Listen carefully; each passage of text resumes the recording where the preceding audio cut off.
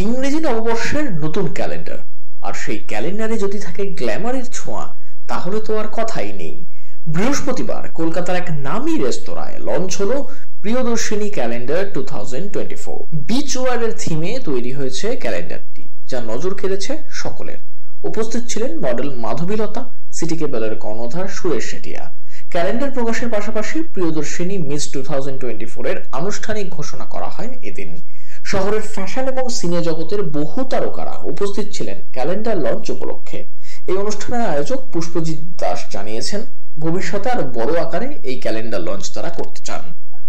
Basically এই ক্যালেন্ডারটা করার আমার একটাই উদ্দেশ্য আছে, যেটা হচ্ছে আমাদের ওয়েস্ট বেঙ্গল ছাড়া বাইরে আমরা জানি খুব একটা রিনাউন্ড ক্যালেন্ডার সেম বিচ ফেয়ারের মধ্যে আছে। তো সেই জায়গাতে দাঁড়িয়ে আমাদের কলকাতা বা ওয়েস্ট বেঙ্গল থেকে কাউকেই সেই জায়গায় সুযোগ দেওয়া হয় না।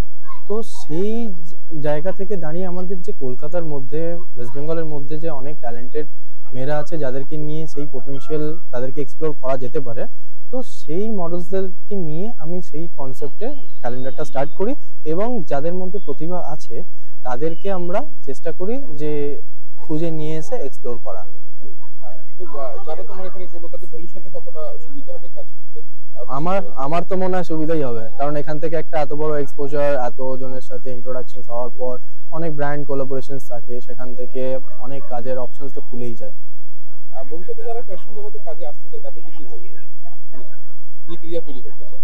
ফ্যাশন জগতে সব থেকে আগে যেটা বলবো, এখন যেটা সব থেকে ল্যাক আছে সেটা হচ্ছে অনেকে না শিখে আসে। আমি তো বলবো যে প্রপারলি শিখে আসা উচিত এবং প্রপার লোকের কাছে পৌঁছানো উচিত। কলকাতা থেকে শুরু করে ওয়েস্ট বেঙ্গল, অল ওভার ইন্ডিয়াতে অনেক ফেক আছে। প্রপার লোকের কাছে যাওয়া উচিত যেখান থেকে তারা এক্সপোজার পাবে।